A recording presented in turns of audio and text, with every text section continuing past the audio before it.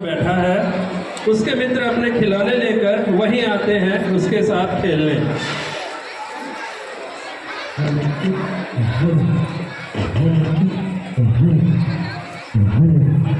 अरे न जानू तुम वहाँ क्यों बैठे हो? आओ हम सब नदी पार खेलेंगे। नहीं, तुम लोग खेलो। अच्छा, राजा का मुर्गा खेलोगे? नहीं, आग में चोली? मुझे तुम्हारे गंदे खेल नहीं खेलने। चलो चलो हम लोग खेलेंगे।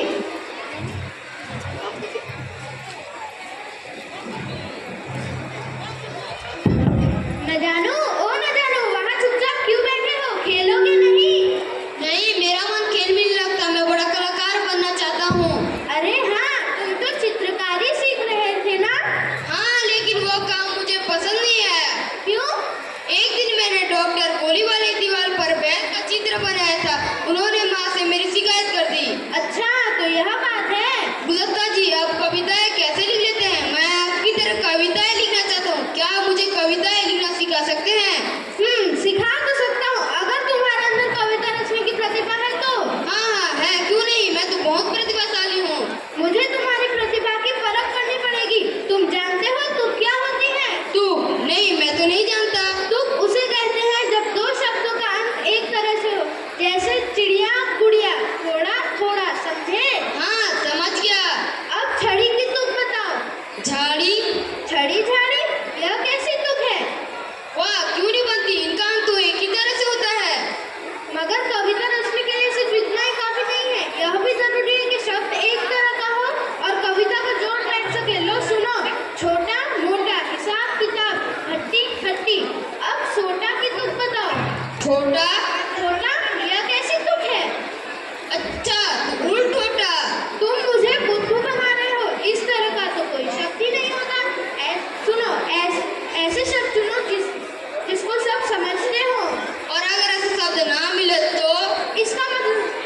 इसका मतलब तुम्हारे अंदर कविता रचने की प्रतिभा नहीं है। तो तुम खुद ही छोटा की तुक बताओ।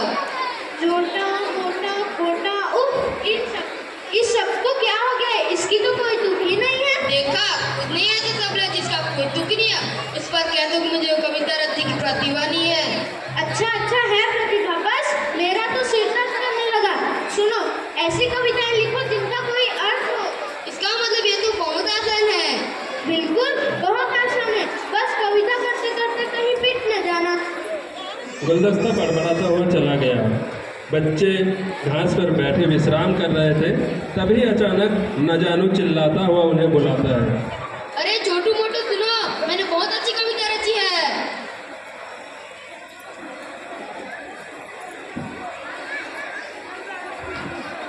अच्छा, किसके बारे में है तुम्हारी?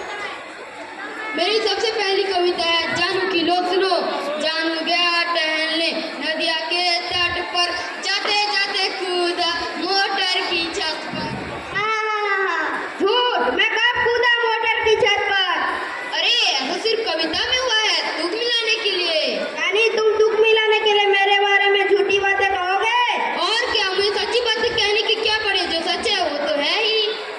लो, जल्दबाज के बारे में सुनो। जल्दबाज को भूख लगी, निकल गया जिंदा मुर्गी। मगर मैंने कोई मुर्गी नहीं निकली, ना जिंदा ना पकी हुई। अरे ऐसा सिर्फ कविता में हुआ है, तुक मिलाने के लिए। मैंने मोटू के बारे में कविता लिखी है। अपनी बकवास बंद करो।